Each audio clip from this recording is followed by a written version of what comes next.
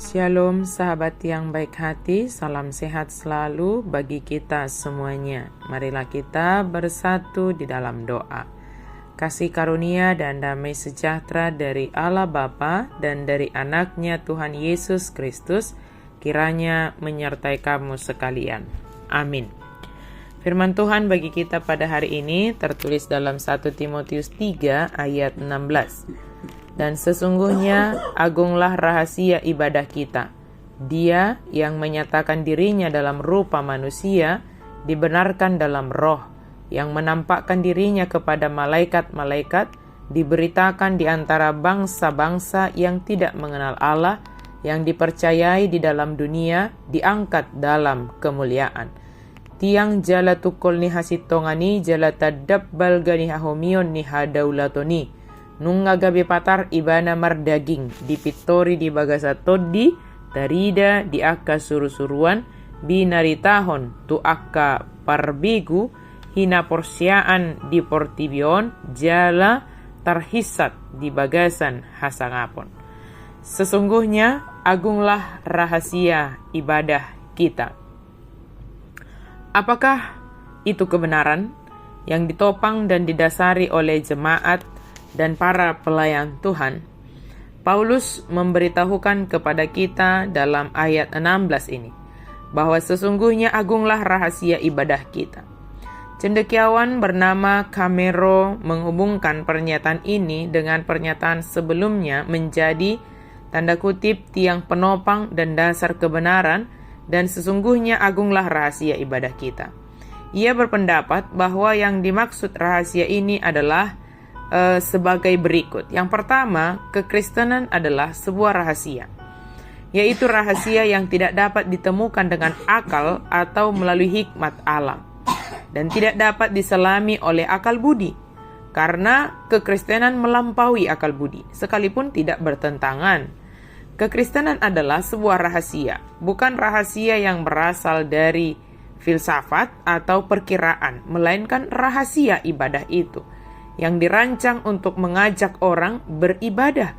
Dalam hal ini, rahasia ini melampaui segala rahasia bangsa-bangsa yang tidak mengenal Allah. Rahasia ini juga merupakan suatu rahasia yang telah disingkapkan, bukan rahasia yang tertutup dan terkunci dengan meterai. Rahasia ini tidaklah menjadi bukan rahasia lagi hanya karena sekarang sudah tersingkap bagi kita. Apakah rahasia ibadah itu? Itulah Kristus. Di sini diceritakan 6 hal mengenai Kristus yang membentuk rahasia ibadah itu. Yang pertama, bahwa Kristus adalah Allah yang telah menyatakan dirinya dalam rupa manusia. Allah menyatakan dirinya dalam rupa manusia. Ini membuktikan bahwa Kristus adalah Allah, firman yang kekal, yang menjadi manusia dan menyatakan diri dalam rupa manusia. Ketika Allah hendak menyatakan dirinya kepada manusia, ia berkenan untuk menyatakan diri dalam rupa anak Allah, yaitu Yesus Kristus. Firman itu telah menjadi manusia. Yohanes 1 ayat 14. Yang kedua, ia dibenarkan dalam roh.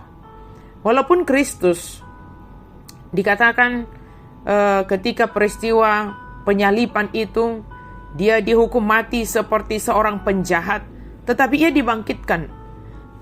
Karena itu, ia dibenarkan dari segala tuduhan yang ditimpakan kepadanya.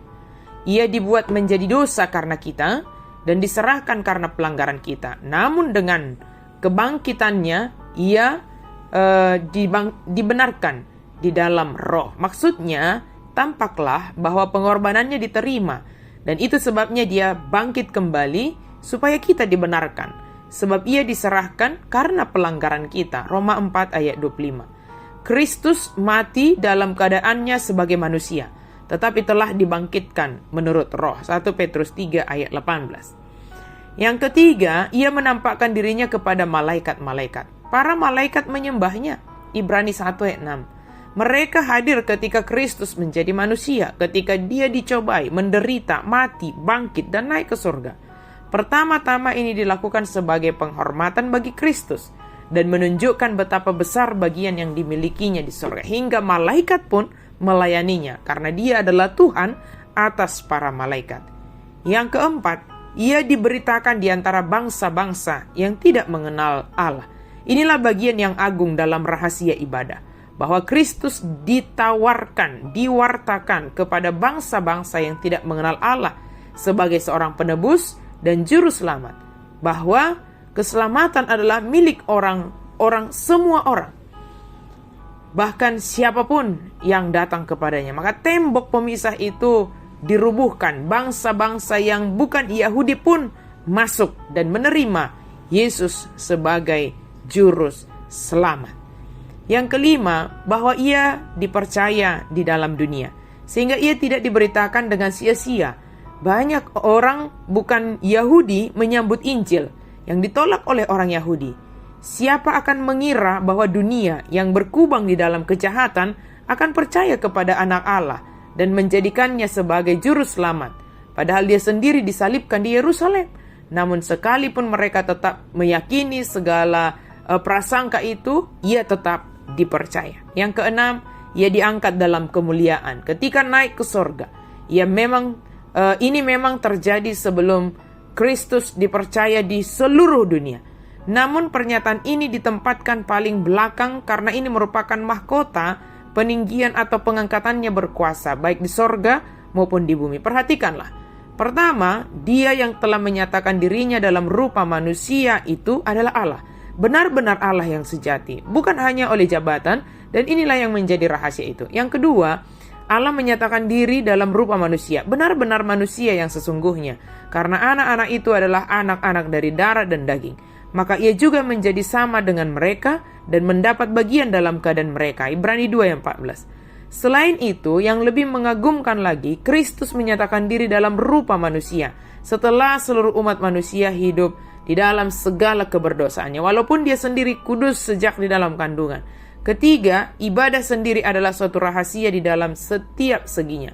Karena ini adalah sebuah rahasia yang besar, maka kita harus lebih mengaguminya dengan sikap rendah hati dan dengan saleh meyakininya sebagaimana yang telah disingkapkan kepada kita oleh firman Tuhan. Sahabat yang baik hati, maka percayalah sepenuhnya kepada Yesus Kristus.